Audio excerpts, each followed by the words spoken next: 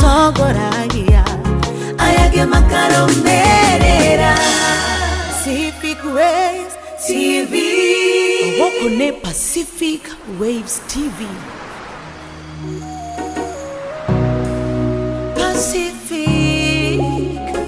Pacific Waves TV Nenyuge na neda Shiaraya Pacific Moshewa ikeno Nambiago mama Togoragia Ayage makaromerera Pacific Waves TV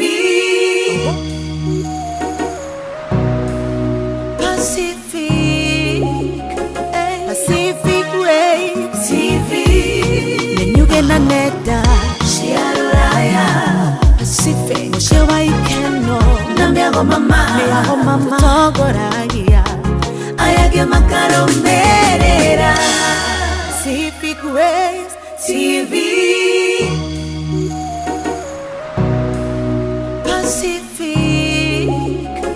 Pacific Waves TV Nenyuge na neda Shiaraya Pacific Moshewa ikeno Nambiago mama Togoragia Ayage makaromerera Pacific Waves TV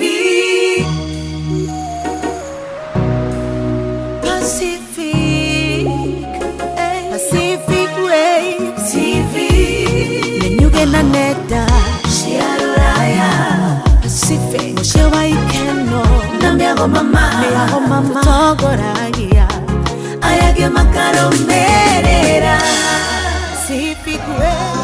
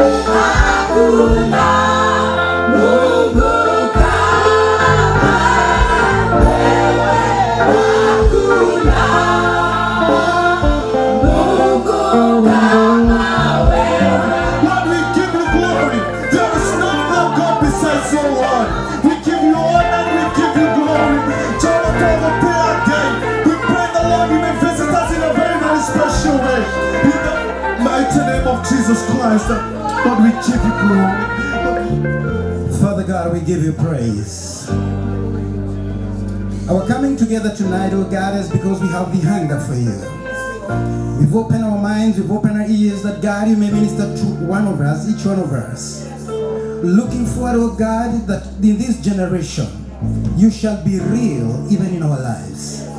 Father God, you've always been speaking in every generation. We are not exceptional. You're still speaking, and you are still speaking. That's why we are gathered here, Father. Let every son, let every daughter, let every woman, let every man, let every mother and every father who has come unto this place, oh God, encounter your power, encounter with your hand, that we may all experience your mighty move even in our generation. We are not limited to your power. We are not limited, oh God, to your grace. We are still eligible, God, for your power, for your grace, and for your favor, God. And that's why, God, our hearts and our minds are wide open, that, God, you may minister and speak to us in accordance to your will and purpose. And we thank you. In Jesus' name, we pray and believe. Amen. Amen. Let's appreciate the Lord. Let's appreciate the Lord. The bishop is in the house. Let's appreciate the Lord and his doings, because he's done great and mighty things. Let's also appreciate the worship team. They have done a good job. Oh, we give God the glory. We give God the glory. We are very much grateful for having all of us. And I want to, at this juncture, to welcome Mom so that she can officially welcome us. She's been leading us. She's a mother in town and in the city. And we are very, very much grateful. Let's appreciate Apostle Elizabeth. Thank you. Praise the Lord. Praise the Lord, everybody. Bwana asifiwe. Bwana Yesu asifiwe. Bwana Yesu asifiwe. Hallelujah. We thank God so much because of this time that the Lord has visited us again in the city. And we are so blessed and privileged to have the man of God. And also I want each one of us to have an expectation had, because God has visited the city, but it depends on how you are going to take God. Praise the Lord. Amen. I am not the preacher today, but I'm here to tell you, welcome, welcome everybody, servant of God. All of us, we are servants of God, and our Seattle will never be the same again. God bless you so much. Amen.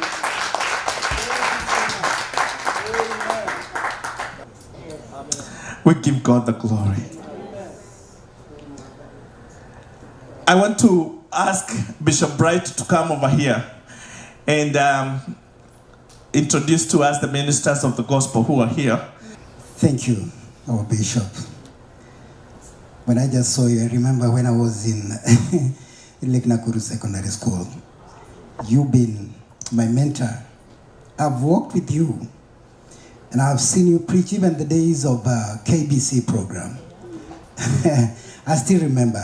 The zeal and the passion of God in your life is all that we desire.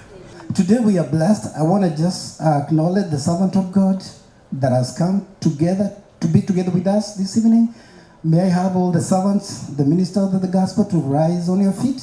Allow me to see you and let me acknowledge you, because this is our great season of great impartation. Wow, wow, wow, wow, wow. Can we appreciate them now? Can we appreciate them? Will you allow me to show you what you were gonna do if I give you a chance? Now testimony, you do like this. Praise the Lord. My name is Bishop Joe Bright. I'm saved. Can that be followed? Yes. Absolutely. Who will show us an example? Oh. Praise the Lord. Amen. My name is Pastor Tony Fazee. Good example. Let's appreciate Tony. Hope you'll be comfortable to say that. Who will follow in that order? Good example. Okay. Oh, thank you. Number 3. Oh. Missionary Philip, born again. God bless you. Thank you. Number 4. Thank you. Good example. Wonderful. Amen. Pastor Madai, I'm born again. Bishop is my bishop and my pastor. Oh, cool. Thank you so much. Wow. Let's go that side. Pastor Joseph. Thank you. God bless you. Isaac, God bless you. Thank you. God bless you, Bishop. Amen. Batari. The Lord bless you. Reverend Catherine, I'm born again. Wow, let's appreciate them. Wow. Ndokule. Pastor Moses Njoroge, born again. I salute you, sir. Thank you. God bless you. I'm Pastor Kariuki from Mero. Bishop has been my bishop for 25 years. Amen. And my man, Apostle Elizabeth, and Pastor Tony at the Tabernacle Temple of Praise. Amen. God bless you. Amen. I know. Hallelujah. Hallelujah. I follow the first example. He started to be my pastor in 1988. Wow. Short and clear. Amen. What about you? Kennedy Ucheng wa Mungu wewe. Shikilia. Asante. Amen. God bless you. Praise the Lord. Praise the Lord. I'm Pastor Judy Career, and when Bishop came 2 years ago, we hosted him in our church at BBM, and we had a very good time there. I still remember everything. You remember that. Amen. God bless you. He's back in the house. The Lord bless you. Right over there. Pastor Kariuki, let me say something concerning Pastor. He was Pastor Kariuki when we were in Nakuru, 1985. And I appreciate the way it's come to this place. Wow. That's so good. That's so powerful. He still has this passion. Man of God. Peter Mwigai, I'm saved. Wow, Peter. Daddy's in the house. Amen. God bless you, Peter. Amen. Reverend Gideon Macharia, I'm saved. Thank you, Reverend Gideon Macharia. Wow. Naona tuko sawa. Tujipigie makofi. Kuna mwingine mle nyuma? Kujeni huko. Ule anaitwa Dr. Reverend Githuku and Dr. Jennifer Githuku. Hata mungekaribia hapa. Mko kwa giza sana. Karibieni. He's my lecturer kule shule. Ninafanya PhD in Christian counseling. Just come over. You better be here. God bless you. Yeye ndiye tumemordain juzi na Mungu amembariki. Just karibieni hapa at least. Hata singewaona kweli. The Lord bless you. Alafu mjitaje then tunawaheshimu. Karibuni hapo sasa. Amen.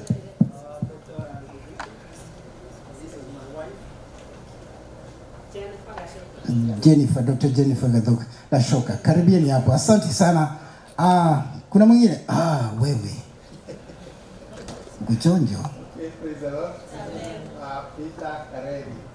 Pastor Peter Kareli. Thank you. God bless you. Do you have any other servant of God in the house? Do you have? Kujitaja tu. Kujitaja. Si ushuhuda. Kujitaja. Amen. Hata ushuhuda ninao, majina ni Reverend Maggie Gibbs. Yes, I'm born again. Jesus is Lord. Amen. Wonderful. God bless you all. We love you with the love of God. Can we put our hands together and celebrate God? This house is blessed, and that's why we are here. Our hearts are expectant.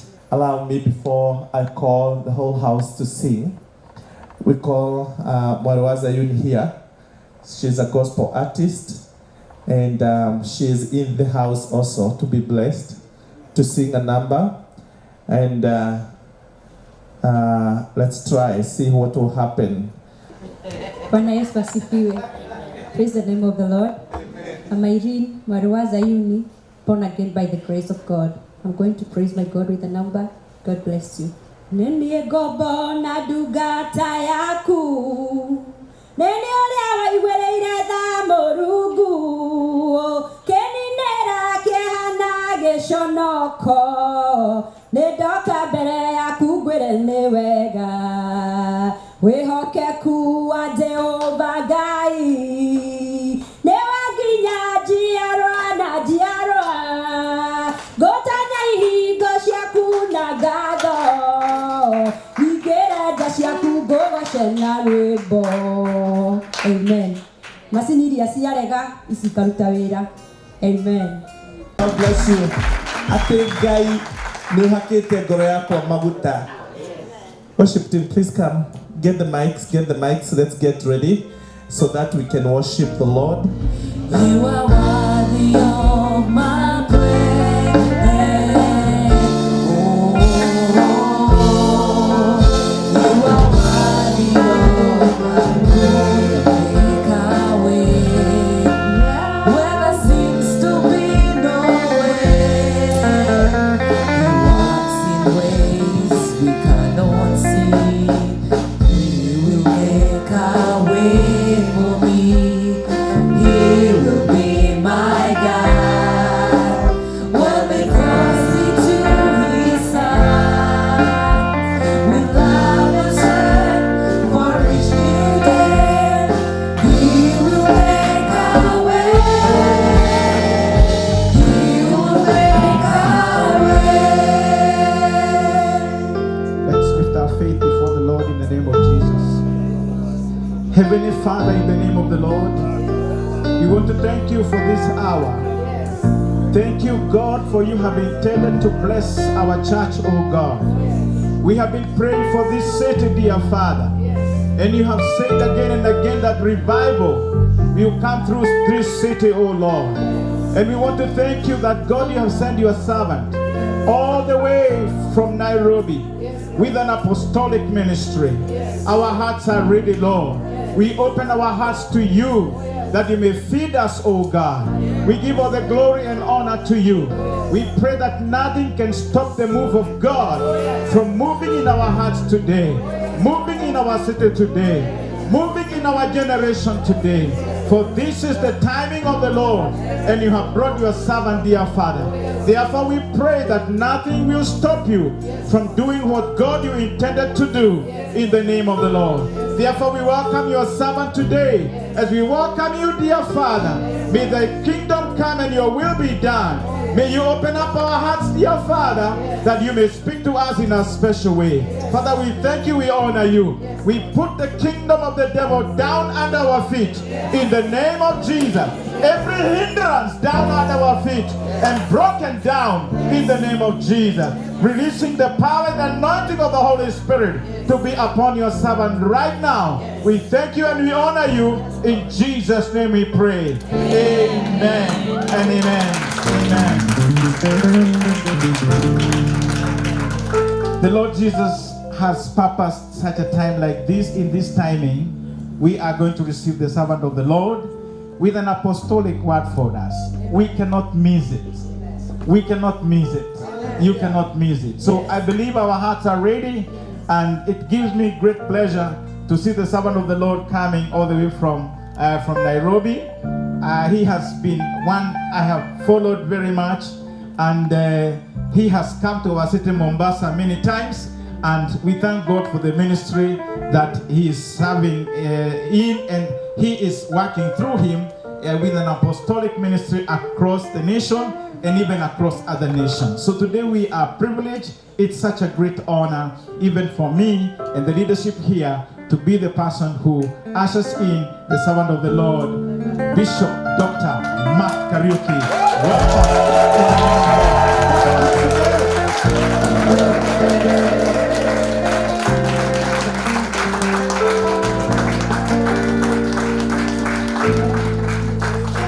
Somebody say, my life will never, ever be the same again. Are you serious about that? Oh, yes. Now put a finality and declare, my life will never, ever be the same again. In Jesus' name. My family, my church, my ministry, my business will never, ever be the same again. In Jesus' name. Amen. Give God a shout of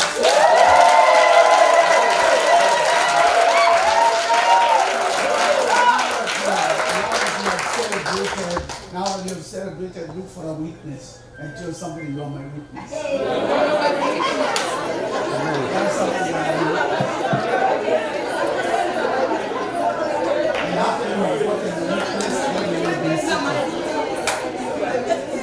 Once you are a witness, then you can sit down.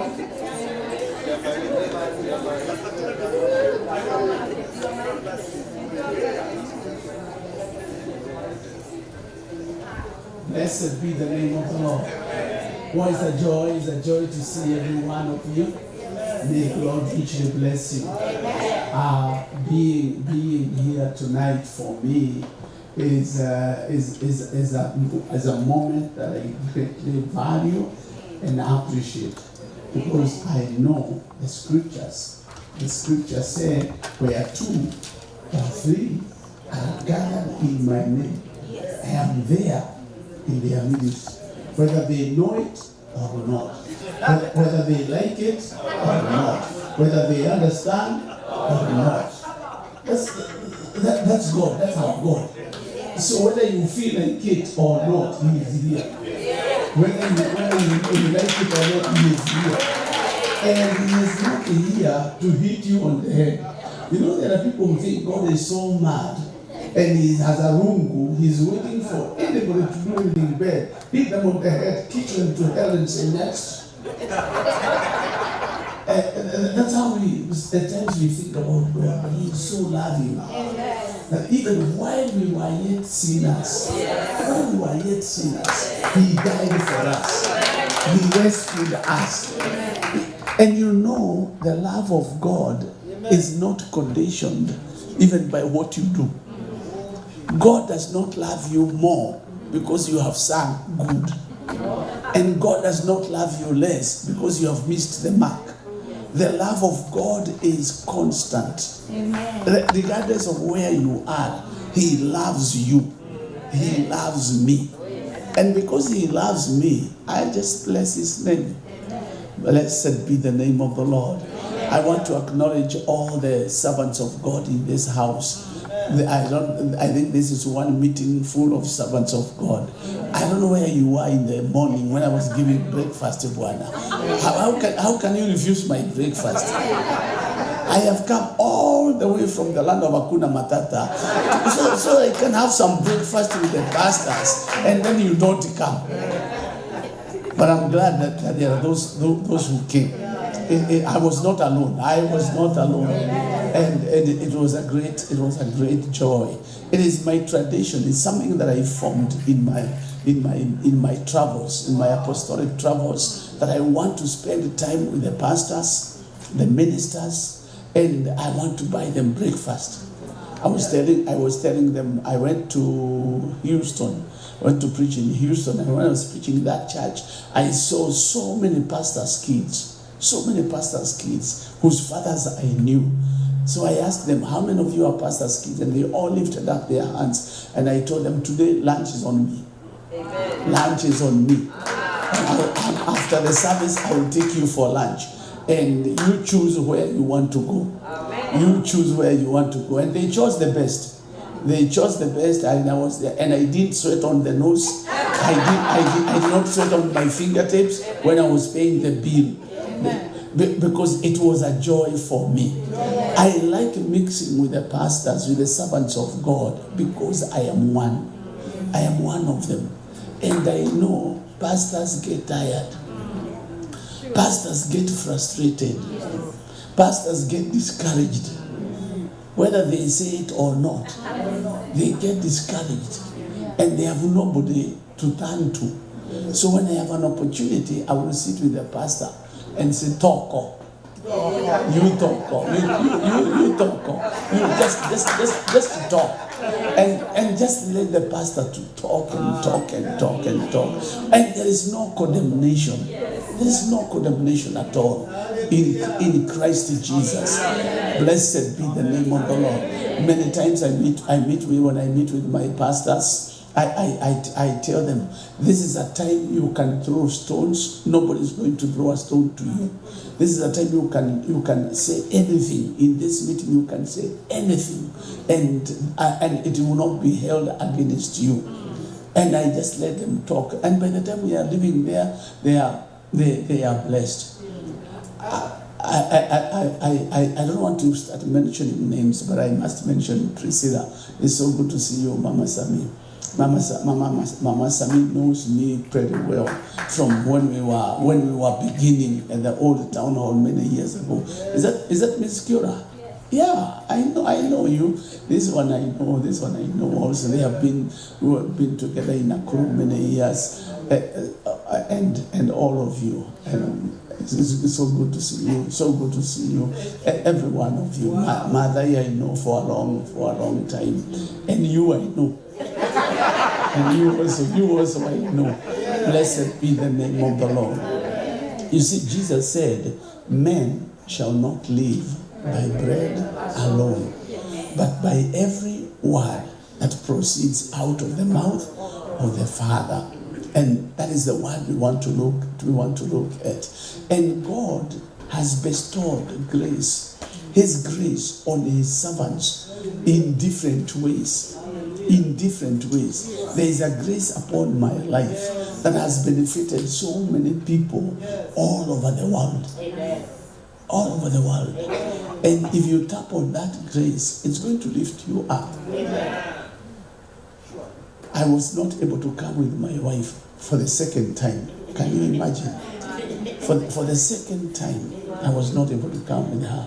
But I promise next time you see me here, I will come with her. But she told me to bring her greetings. So you can receive greetings from a wife you don't know. You can just, and I am so glad. Some of you know that I was married. I was married for about 30 years. For about 30 years, I was married to Joyce. And then God blessed us with 3 kids who are now fully grown, men and women.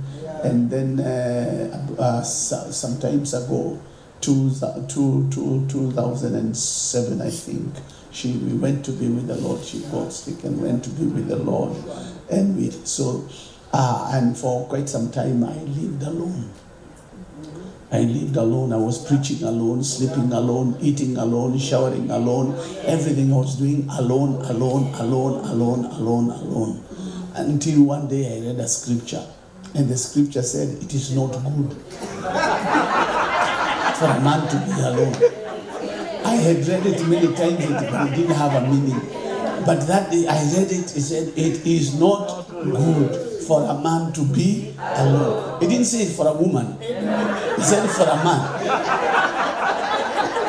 It didn't say for a woman, it said it for a man. In other words, a woman can survive, but a man cannot survive alone. A man cannot survive alone. So when I read that, I realized, oh, God is serious. It is not good. So I had told the people in the church, I don't want anybody to pray for me to get married. I don't want anybody to come near me. I told them, don't write a text message. Don't write an email. My kids have my password. So whatever you write will be shared in the house. And sure enough, we did. That's what happened. Anyone who dared write, we read it all about together with the kids. And I would tease my boys and say, you think I'm not marketable? You read this one. You read this one. And we would all laugh. I remember one day I told them I'm going to Zambia. They said, Daddy, you see, you just came from a different place the other day. So what is happening there? One of them said, ama unaenda kujitafutia. So I told them, well, I'm going to preach, but if I find one, I'll bring her. So I had told the people in the church not to pray for me, not even to talk about marriage to me. But when I read that portion of scripture, it is not good. I went back to the same church. The same altar, the same pulpit, and I told the people, I have read a scripture. It is said it is not good for a man to be alone. Therefore, from today, I will be preaching while looking. I'll be preaching while looking. And I didn't have to look for a long time. I didn't look for a long time. I saw the chief usher. I saw the chief usher. In other words, it is important to serve in church. Some of you have not been seen because you are not serving. So if you want to be seen, you serve and serve faithfully. You serve faithfully. Don't just run away because you will be in one place and then you run away because nobody is talking to you. You serve God. When you serve the Lord, He will open doors which no man can shut. And when you serve the Lord, there will be no competition. You overcome every competition that is there in the name of the Lord Jesus Christ. So let us be servants. So I didn't have to look for a long time. I saw the chief usher, and then the rest of it is history. After 6 years of being alone, I saw and we got married. And I have traveled with her so many times, but this time I was not able to travel with her. But nevertheless, the word of God abides faithful. The word of God abides faithful. If there is anything I value, it is the word of God. If there is anything that has helped me be where I am, it is the word of God. I'm not interested in the sarcasms. I'm not interested in people falling down and pingirikaring. That's not my interest. My interest is you receiving the word and this word working in you with your right mind, with the right mind working. You understand the word. You know this is what God says, and my God never lies. He is a faithful God. Therefore, I will stand on this word. So you stand on that word and you see your life change. You stand on that word and you see the church grow. And the church of Jesus Christ can grow anywhere. Anywhere. I am talking to somebody here who has an anointing for a mega church. There are people here who are anointed for mega churches. But all you have heard is that it is so difficult here. I came to say to you, it is not difficult. I came to say to somebody, it is not difficult. Because the word of God is living. It is alive. It is sharper than any two-edged sword. It will pierce and penetrate through any impossibilities. It will penetrate through any impossibilities. There is nothing that is too hard for God. So I came to encourage somebody, don't settle for a small thing. Amen. Don't settle for a small thing. Don't settle even for a small house. Don't settle for that tiny little thing, a small salary, a small job. I am just surviving, waiting for heaven. You should not be surviving. You should be enjoying yourself, serving God with gladness, in abundance, because our God is the God of abundance. May whatever you do prosper. That's what the Bible says. That and whatsoever he does or he doeth shall prosper. In other words, you are listed for those you are in the list of those who are expected to prosper. Amen. And your work to prosper. If you are employed, you thrive. Wherever you are employed, thrive. Grow and go to the top. Don't just sit there and say, me, this is my grade, forget about your education. Forget about what you have or what you do not have. You see God. You see God. If Joseph prospered in Egypt,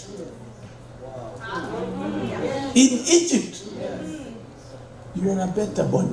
You came here by plane. The boy walked. And he walked chained. He had no visa. When he got there, they said, a new servant has come. Another slave has come. He was taken to the market to be sold like a tomato. He was sold like a tomato. Beya Johnny.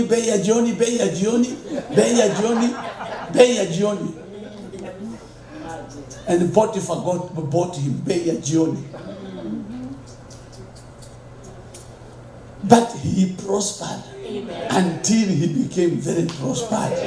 He became the second in command. Do not limit yourself. I said, do not limit yourself. You know, there are some of you who are still waiting for me to start preaching. And I started a long time ago. I started a long time ago.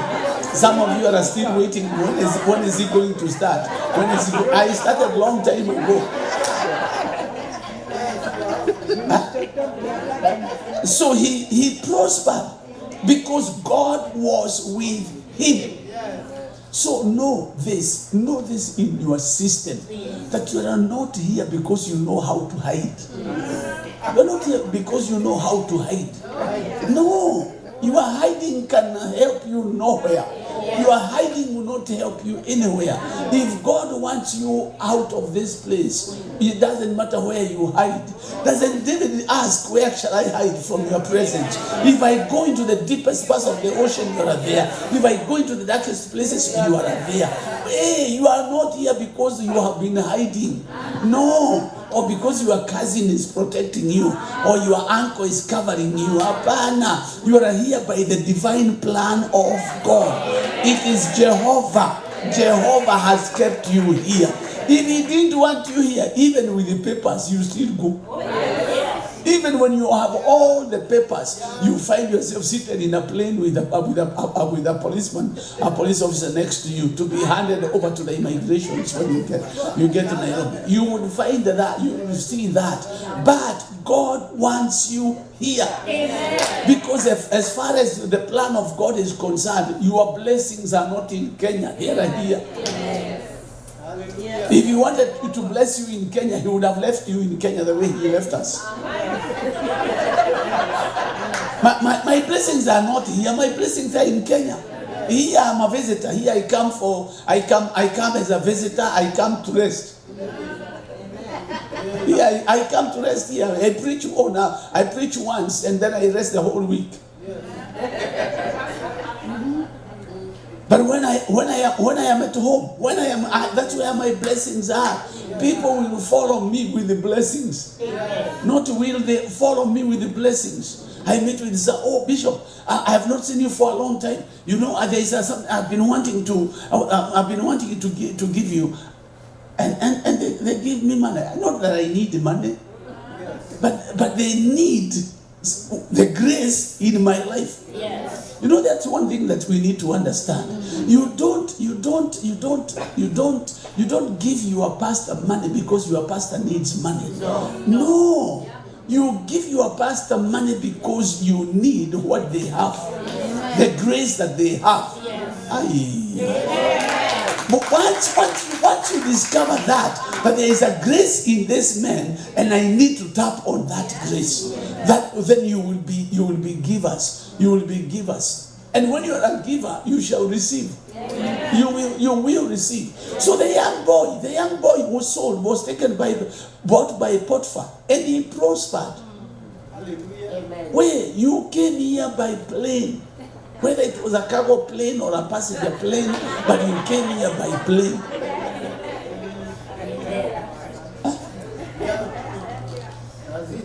And God's grace is keeping you here. It is God's grace that is keeping you here.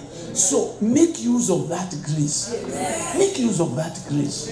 Don't carry burdens. Don't come here and carry burdens. You are carrying people. That one, what they did. You are walking, carrying burdens, people. Not only people here, even people in Kenya, you are still carrying. And they are in Kenya. You are carrying people in Kenya and you are living in America. How miserable. How miserable. No wonder the rate of stress. The rate of stress in the community has increased. Why? Because of the burdens that you are carrying. Why don't you lay it down? You put it down and say, well, I was trying to think of some song we used to sing, but now, okay, thank you, You lay that burden down. Put it down and say, enough is enough. I'm not going to carry anybody. What is it going to benefit you after you have carried your uncle? You have carried your uncle for 15 years. 15 years where you can't sleep because of your uncle. You turn around my uncle, Mama. What he did to me? What he said about me? What he said about my mother? What they said about so and so? What they said about so and so? Wait, Bwana. You are carrying your political party here.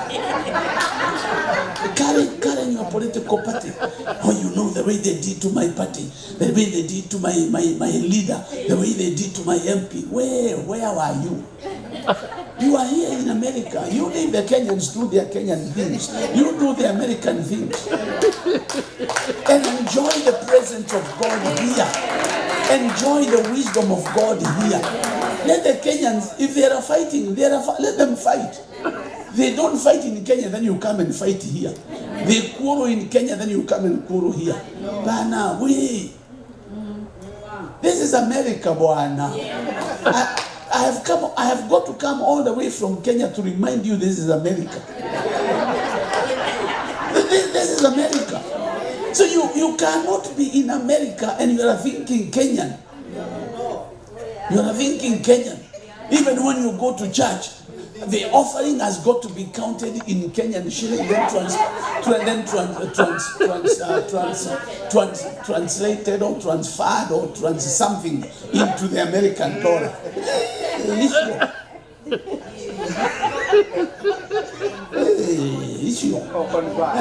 Or converted, yeah. I'm trying to show you I'm Kenyan, that I don't have all the English. Converted, it's got to be converted. Me, I can think Kenyan because after a few days I am out of this place and I'm headed back to Kenya. But you guys are here. When you go to Kenya, you are going to visit. You're going to visit. That's when I come here, I'm coming to visit. So stop thinking Kenyan. Stop thinking Kenyan. Think America. Think, where can I buy a shamba in this America? Can we form a cooperative society? Can we form a cooperative society and buy land here in America? So that instead of people, bodies being transported to Kenya, they can give them a place to bury their bodies and they can give us money. You see, one of the evidence of Kenyans says that they don't like talking about death. They don't like talking about death. So the moment I talk about burial, everybody goes quiet. What is he saying? It's still Kenyan. That is part of the Kenyan thing that has got to come out. In the name of the Lord Jesus Christ, that your life may be transformed, that your life may be changed. Because there is a reason why God brought you here. There's a reason why God brought you here. You know, in Hosea 4 and verse number 6, the Bible says, my people perish.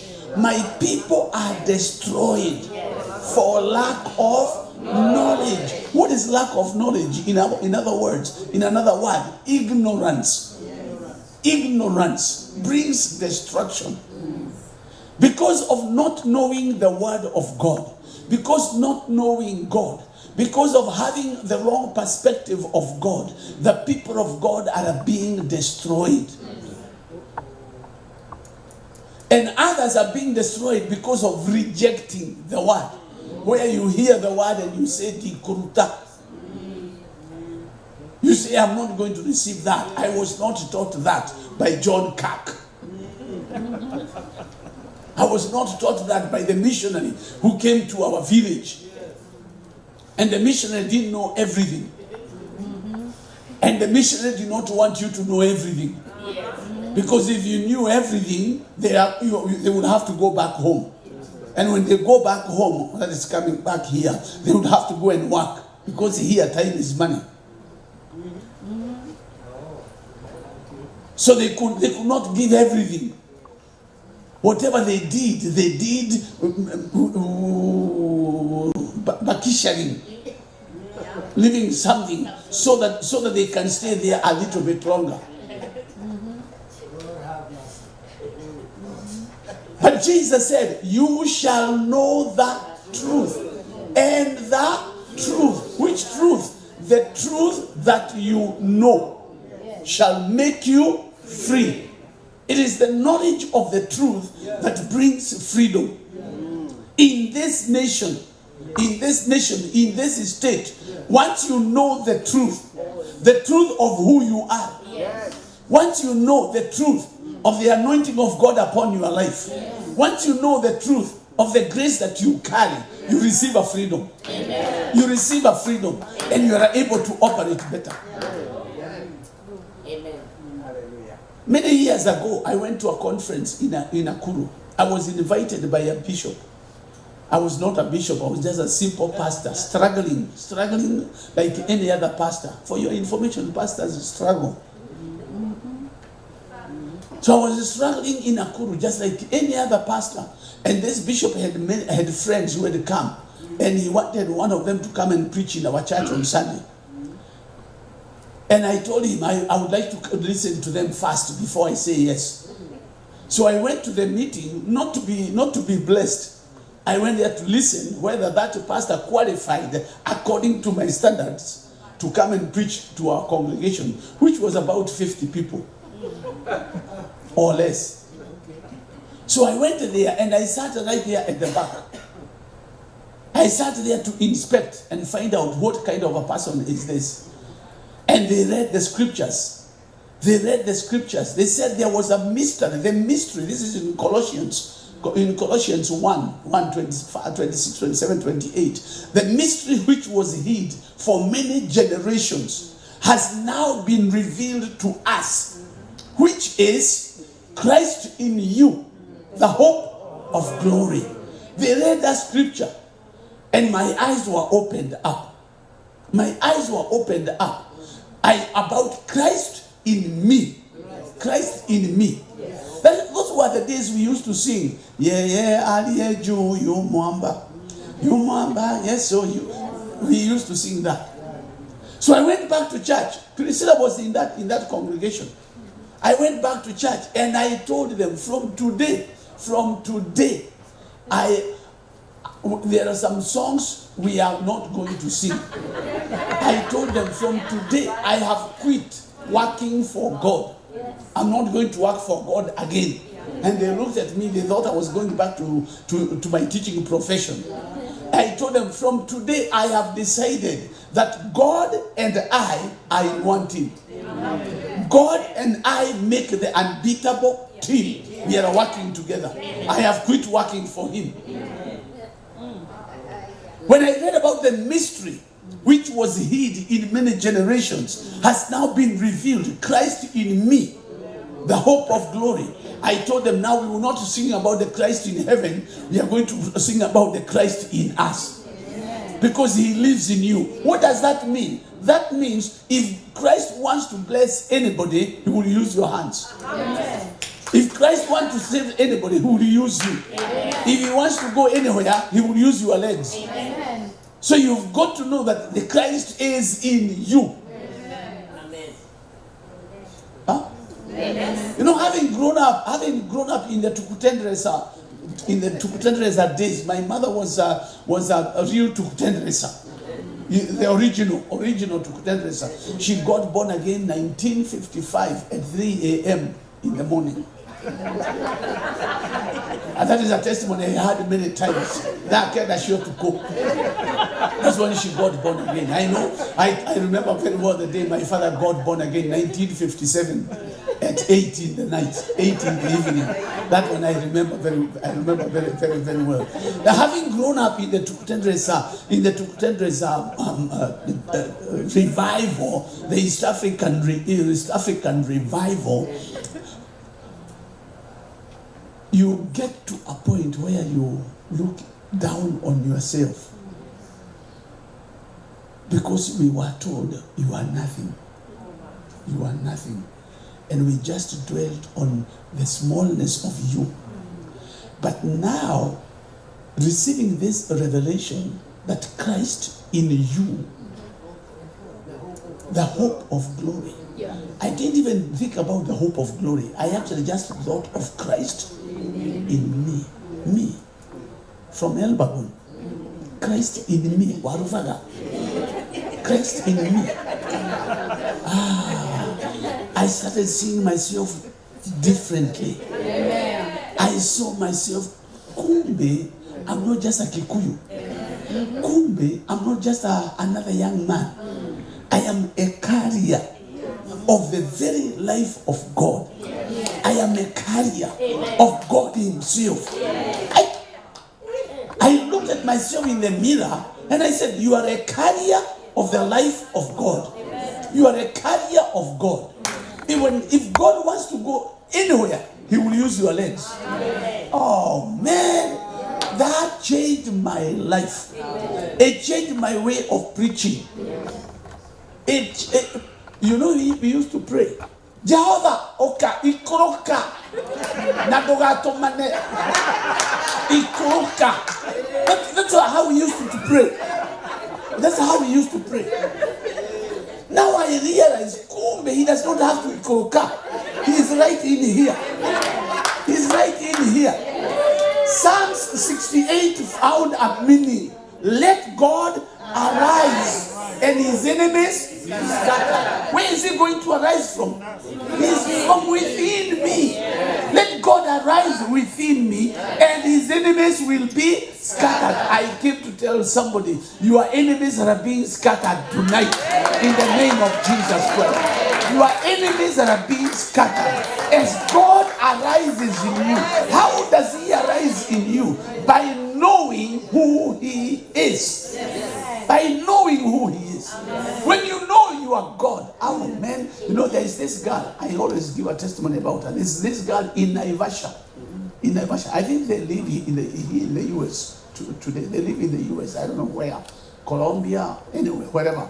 But she's a girl not married that time. And she's coming from a fellowship one evening. The fellowship is ending at about 7:30 when it's just getting dark. 7:30. So she's got to walk home and she's walking through a dark place. And as she walks, this man appears. And the man is known as a rapist. And the man looks at her and the man says, this one has just found me here. This one has just come on my way. And the girl looks at the man and the girl knows, here I am in trouble. Number one, if I run, he will outrun me. If I fight, he will outfight me. So what do I do? And she decided, I will just go. So she is walking and the man comes to grab her. She turns around and she says, do you know my father? That question, pop. The guy falls down and the girl walks. And the man rises again and follows. And she hears the footsteps. She turns. Do you know my father? Pop. 3 times the man fell down and the girl went away. Why? She knew who she was. And she knew who her father was. The moment you know who your father is and you know the relationship you have with this father, your struggles are over. I said your struggles are over. It was when I discovered that Christ lives in me and I started verbalizing that and I started teaching the people that my ministry changed. Amen. My ministry changed completely. I can tell you for free, I have gone to many places. I have ministered to many people. I'm sure you know I'm just coming direct from raising up an altar at the State House. Yes. State House. Yes. That's where decisions are made. Yes. That's where decisions are made. And we raised up an altar there. We raised up an altar there. And I knew an altar without an offering is not complete. And I knew if I tell them we bring an offering, I will be stopped by the security. I knew I would be stopped by the security. So I just told the few people who were involved in the service before, when we were in the vestry, if you know vestry. When I told them, this is the idea what God has given me. We are raising up an altar here. And as we raise this altar, we have got to give an offering. But now I cannot ask the people to come forward because of security. And I cannot just ask the president to come forward, because when he comes, even his men will come and bring an offering. So for me, I carried some money for my offering. So when we raise an altar, I will give my offering. One of them said, no, that's not right. What we need to do is, you ask us for the offering here. We give you the offering, then you will say, this has come from the fathers. This offering is from the fathers. I said, okay, do you bring the offering? And they give me the offering. I put it in my pocket. I didn't tell anybody else. I knew the first thing when we started there is raising an altar. So they told me, as soon as he comes in, we will not even introduce you. You will just go and start the service. So I'm waiting there like an anointed pastor. I'm waiting. So as soon as he came in, I went there and I said, Your Excellency, sir, there is this ground. There are so many things that have happened on this ground. But for us to continue with this service, we need to raise an altar for God and declare this is an altar for God, and break any evil curses in this place. And an altar is not complete. So we it doesn't. You don't need a nyundo, a hammer. You don't need a hammer. You don't need a nail to raise up an altar. The word that you declare. It's the word that you declare. That's why I'm not interested in your falling down. I'm interested in you receiving the word. When you receive the word, you will come leave this place, and that word will be with you 10 years from today. It will work for you 10 years from today. It will work for you. So I stood there, and after we had declared, made those decrees and raised up an altar, I said an altar is not complete. An altar is not complete. So we have to give an offering. But the elders give me the offering, and I have it. I am just my plan, which I did not do, was to fill the whole place with money. But then I also remembered, if I do that, the media will not understand that. So they will now remove their attention from the altar to the money that Mark poured. They will go saying, Mark must be having a lot of money. He poured the whole place, money all over the whole place. So I said, okay, I just threw it around here, and I saw them looking at me and wondering. I knew let me do what God has put in my spirit. And we raise up an altar there. Amen. That the name of the Lord is exalted at the State House.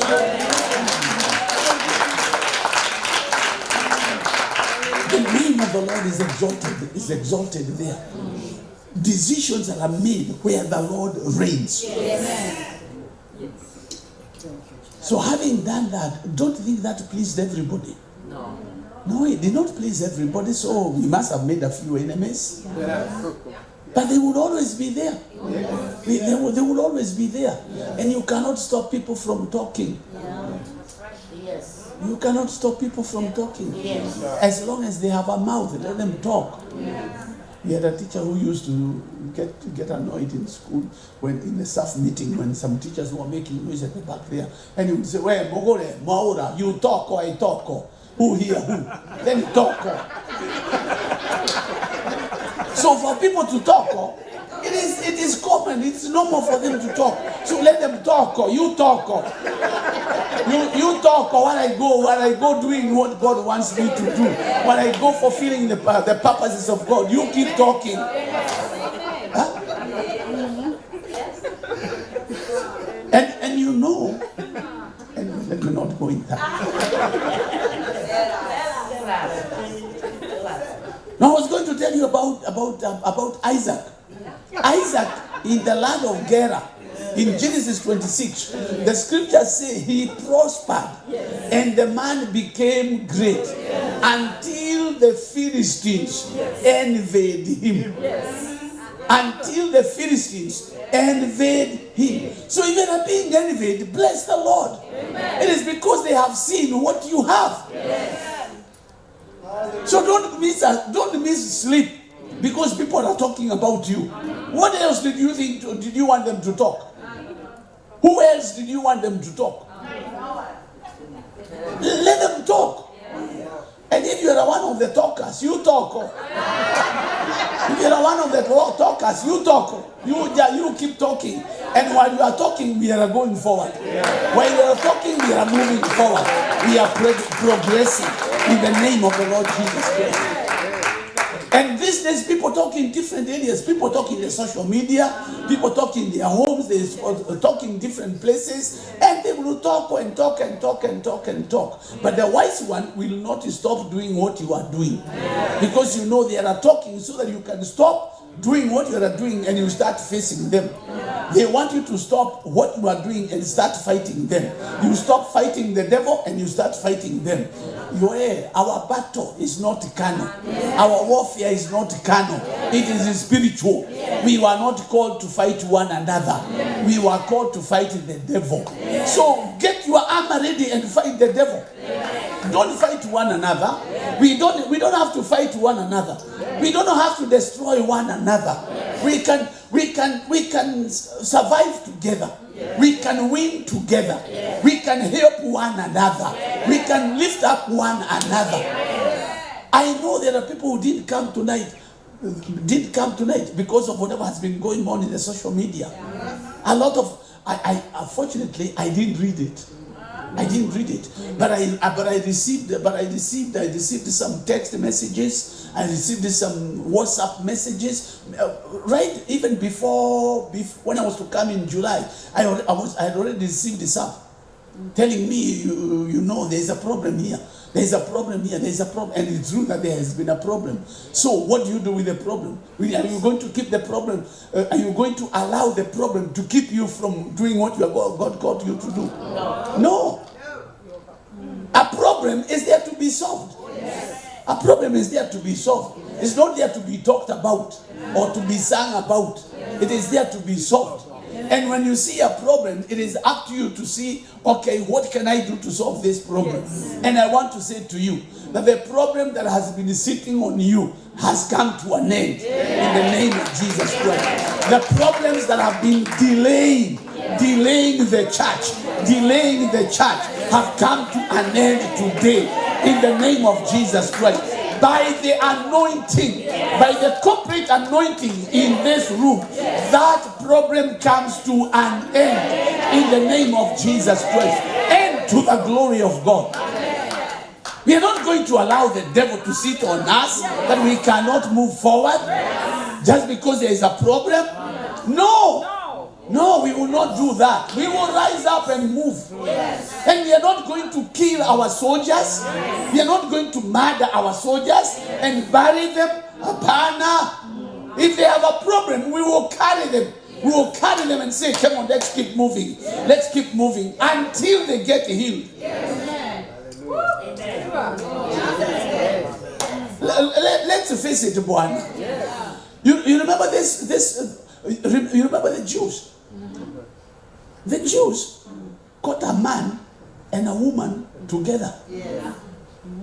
They let the man go. They let the man go. They told him, wait there. You go hide.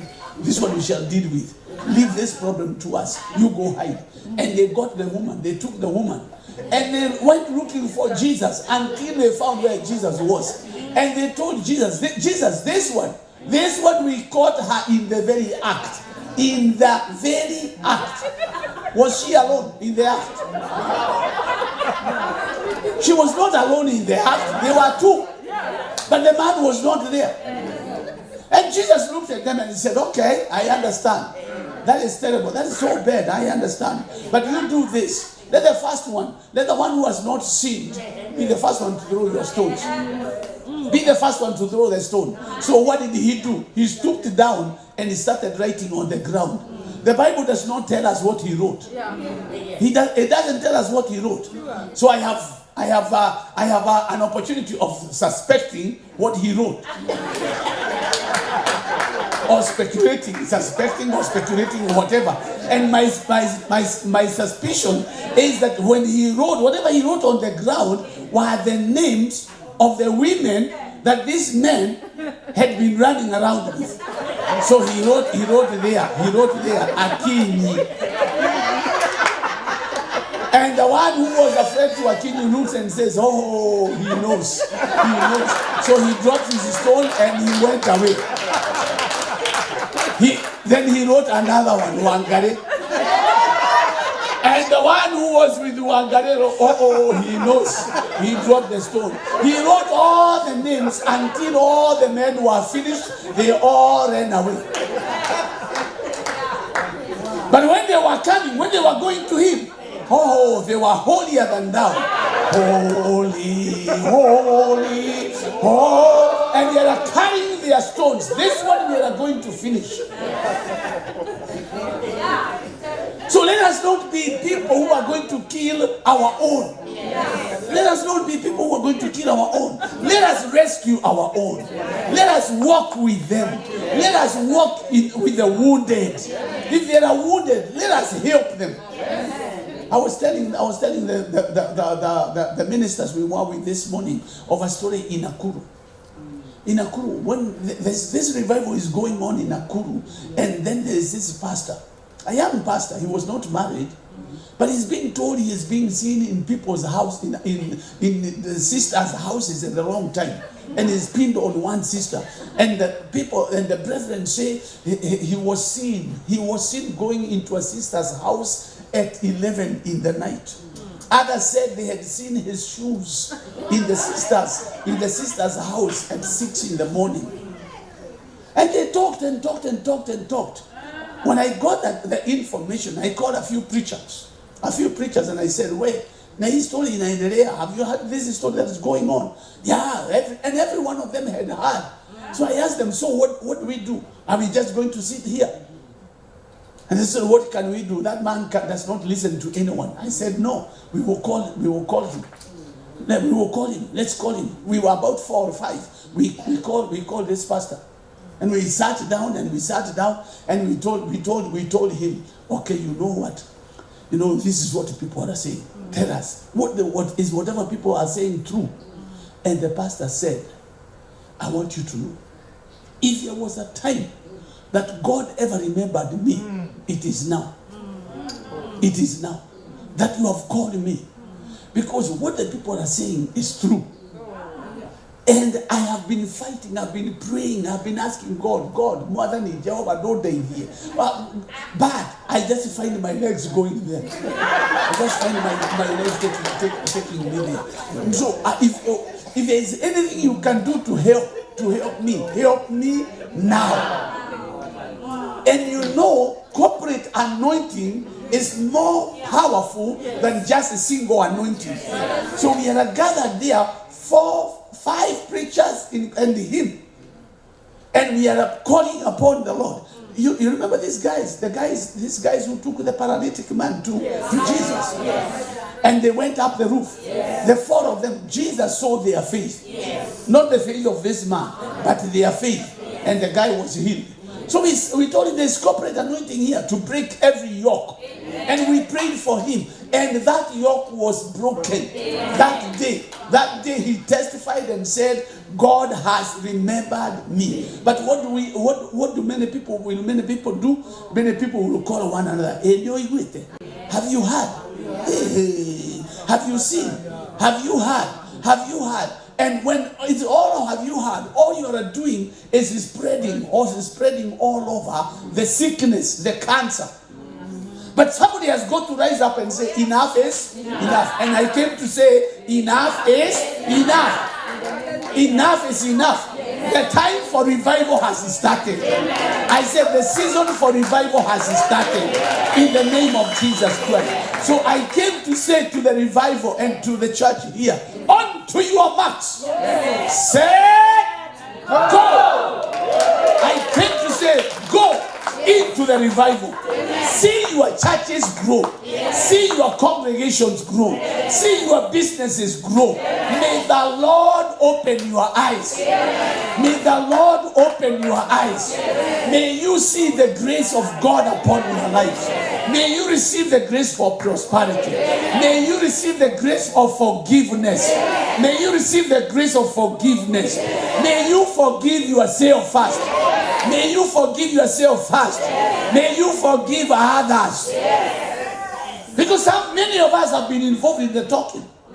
You have been involved in the talking. You have been involved in speculations. You have been involved in condemnation, condemning people. But now time has come when there's got to be a turning around. I said there's got to be a turning around. There's got to be a turning around in your life. Because it is the turning around that ushers in the revival. If you don't turn around, you will be left there marking time. Toka utumwani na safiri kila siku naenda Kanani nchi ya ahadi. Hakuna mahali unaenda. You're not going anywhere. You're just marking time. Marking time. Because there is a spirit of delay. But tonight, we deal with that spirit of delay. We deal with that spirit of delay. Now, when you read in the scriptures, in the book of Numbers, you will discover that not Joshua, this guy, Aaron and Miriam, those were the elders of Moses. Aaron was the elder brother, Miriam was the elder sister. So Moses was the junior, but Moses was the anointing carrier. He was the one who was carrying the anointing. So one day he saw a girl from northern Kenya. He saw a girl from northern Kenya there in Ethiopia. And he decided to marry her. So he married her. It was not a rumor. He married her. And then Aaron and Miriam are sitting and they're saying, this brother of ours, who does he think he is? God told him not to marry from outside, and then he has married a Kenyan girl, a girl from northern Kenya, an Ethiopian. Moses did not hear. But God. Moses did not hear. He did not even know that they were discussing him. But Jehovah had. I want you to know, anytime you sit to discuss a man of God or a woman of God, they may never hear, but Jehovah hears. Anytime you sit to discuss your pastor, your pastor may never hear, but Jehovah hears.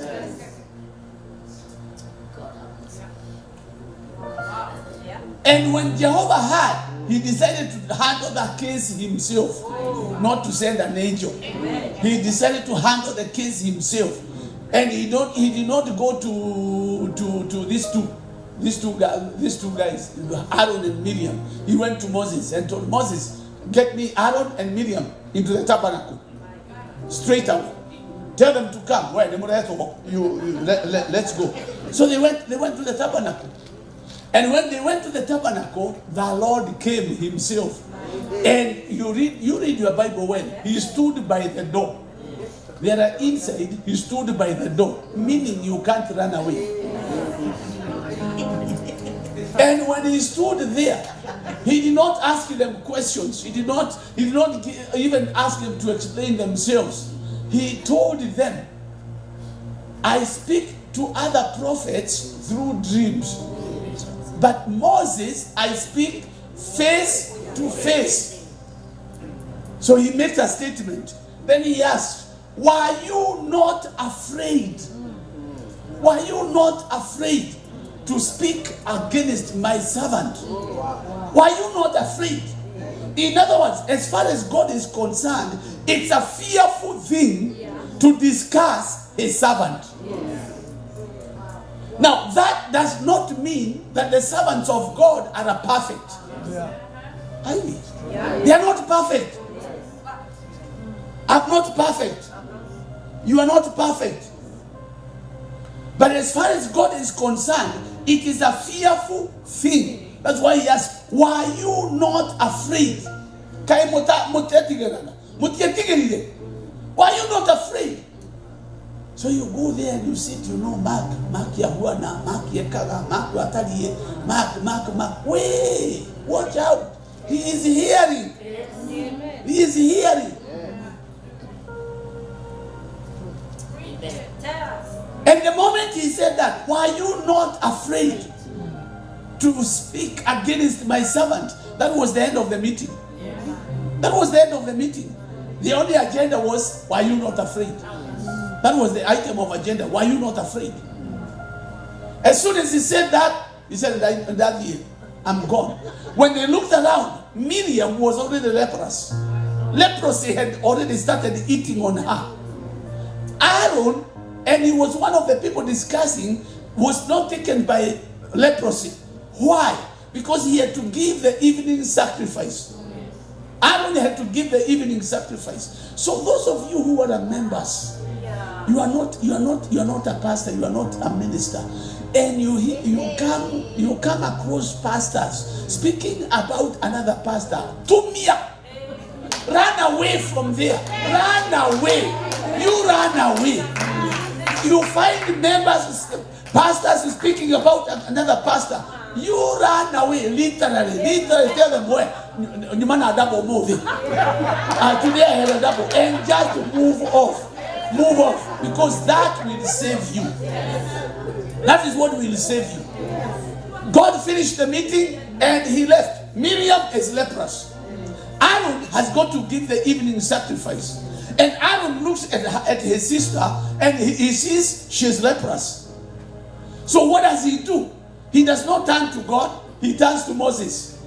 When he turns to Moses, it's no longer Moses, my younger brother. Moses, the husband of the Ethiopian. My Lord. Yes. He called him my Lord. He called him my Lord. The one they were backbiting, the one they were destroying, he now calls him my Lord. And he says, don't let this sin be on her, my Lord. And look at the heart. Look at the heart of Moses. Look at the heart of Moses. When Aaron tells him that, what does Moses do? Moses prays to God. God had given a testimony concerning Moses. This one I talk face to face. So Moses calls upon the Lord. Lord, don't allow this. Please heal her. That's Moses' prayer. Please heal her. And God says, this is Kariuki paraphrasing.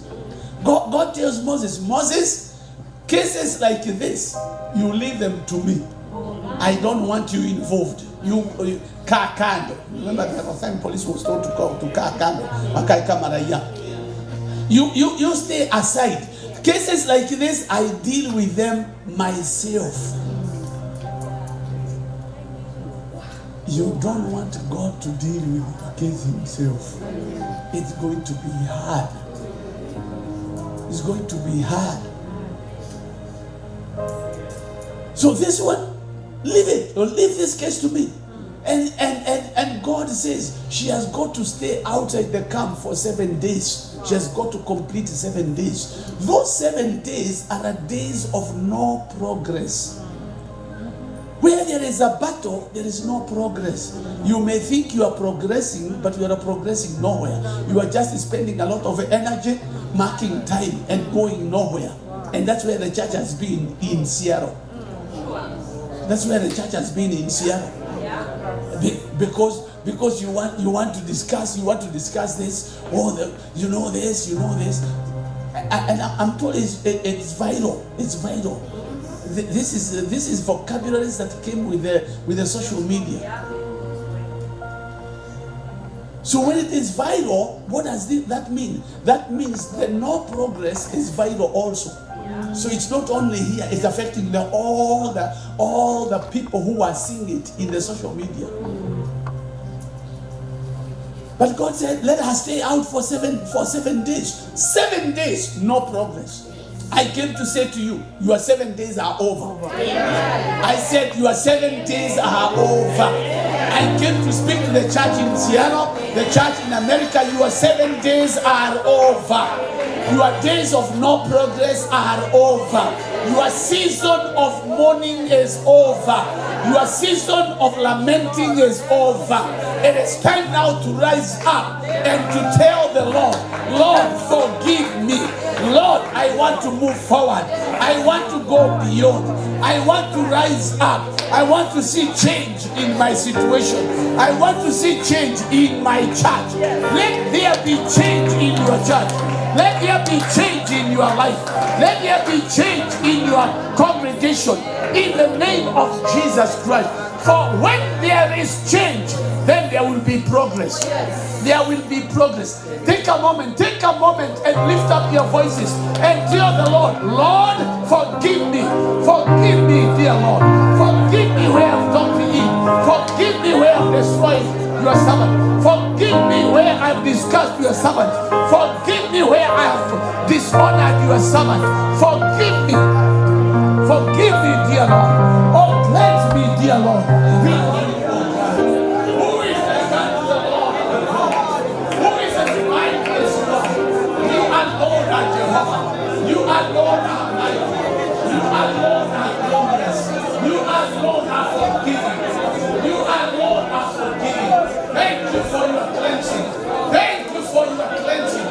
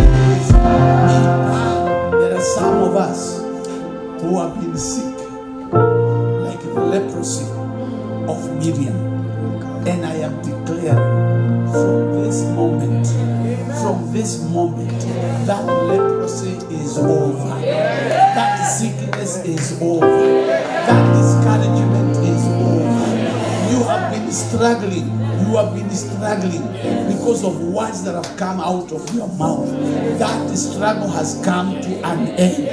In the name of Jesus Christ, you have been uncertain, walking in uncertainty. That uncertainty has come to the end.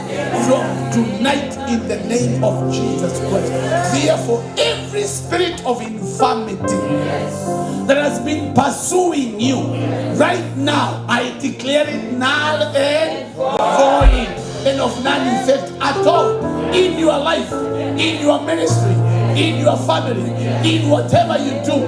In the name of Jesus Christ, I declare you free. I declare you free. Free from sickness, free from failure, free from delay. Your miracle has been delayed because of what has been going on. But I declare tonight that spirit of delay has been cancelled. I declare it cancelled in the name of Jesus Christ. And I declare victory is yours. Victory is yours. That sickness that has been pursuing your daughter, that has been pursuing your daughter and pursuing your children, I nullify it now in the name of Jesus Christ. That power that has been eating on your finances, stealing your finances, I declare it now and void. I break it now. I break its hold in the name of Jesus Christ, and I declare the peace of God upon your life. I declare the peace of God upon your life, the favor of God upon your life. I declare speed in your life, that you will achieve with speed. You will move at a terrific speed in the name of Jesus Christ, that you will see results. You will see the results of your labor. You will see the results of your labor in the name of Jesus Christ, and to the glory of God. Our Father and our God, we thank you for your word. We receive it with gladness. We receive it with joy. In Jesus' name, amen. Give the Lord a shout of celebration.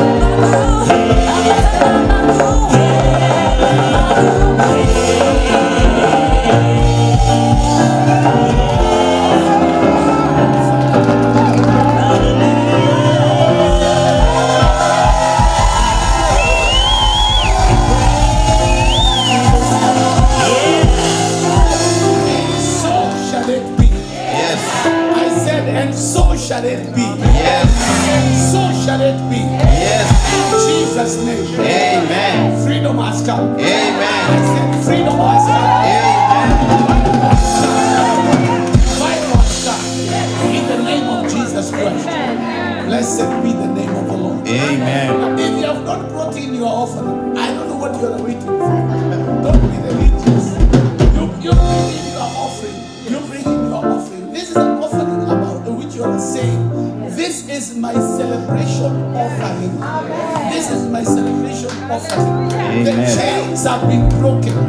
The chains have been broken. I am now free. I am giving what I have never given before. So just bring in your offering. Yes. You want to see something? Okay, we can find the party.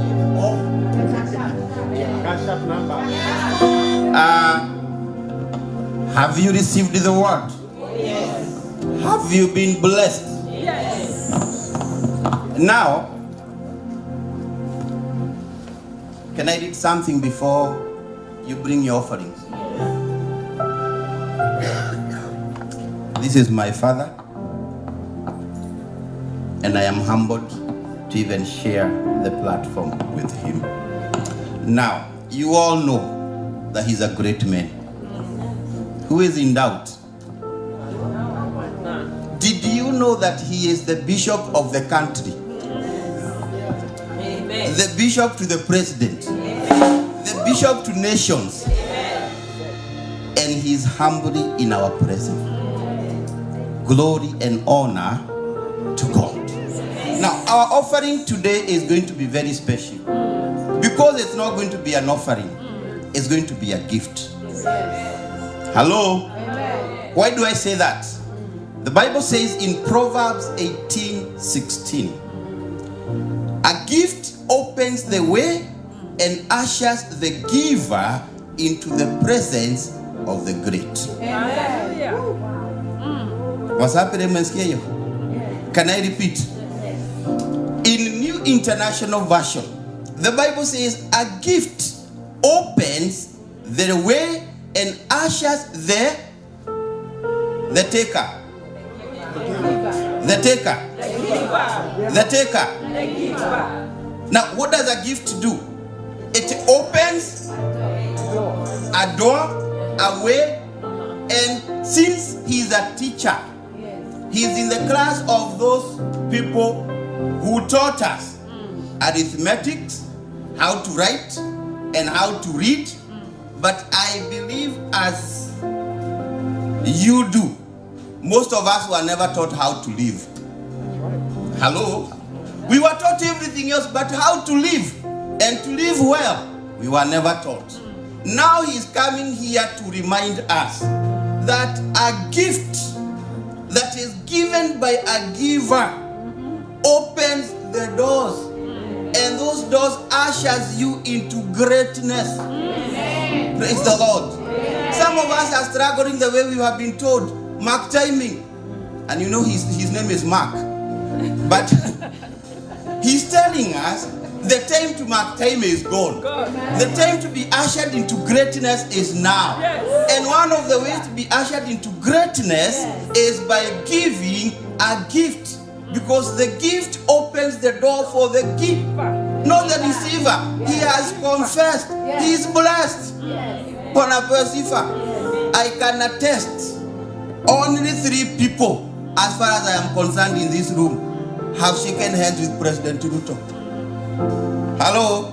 Now if that is not greatness, I'm saying in this room, one of them is Kariuki of Prestige, right? Kariuki. The other one is our bishop, and the next one is me, Bonape Sifa. How many people can attest that is true? You know it is true, right? Now the Bible says, if you want to be ushered into greatness, some of this greatness is just not achieved like that. Bonape Sifa. And today we are witnesses of greatness. How many people want to tap into that greatness? Atukienda Kenya hata ushughuliki wewe. Milango inafanya nini? Biblia inasema ya kwamba the gift opens doors to go to greatness. And you have an opportunity. This is your moment. This is your moment to partake in that. How many people are willing to be ushered into the greatness? So how many people will give a gift? I'm not saying an offering. We are saying this is a gift to open doors, because I'm the giver. I am ready to be ushered into greatness. Do I have a witness? Yes. Do I have people desiring to be ushered into greatness? Yes. In the presence of greatness himself? Yes. Amen? Amen? You know, some of these things we have to see practically to believe. Amen. How many other people have you seen or met who told the president and the deputy president to kneel down and they knelt? Hey, is that not greatness? Yes. Is that not greatness? Yes. Is that not even favor? Yes. And the Bible says, some of this greatness, how to live to that level is by a gift. Amen? Are we together? Yes. The Zelle number, for those who Zelle it, 206 588 3074. Mbili 06 588 3074.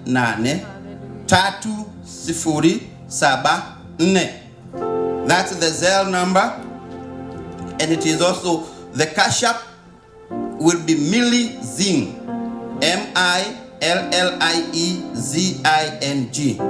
We're going to bring those who are bringing the gift, and we are trusting God that for once that this gift usher me into greatness. Amen.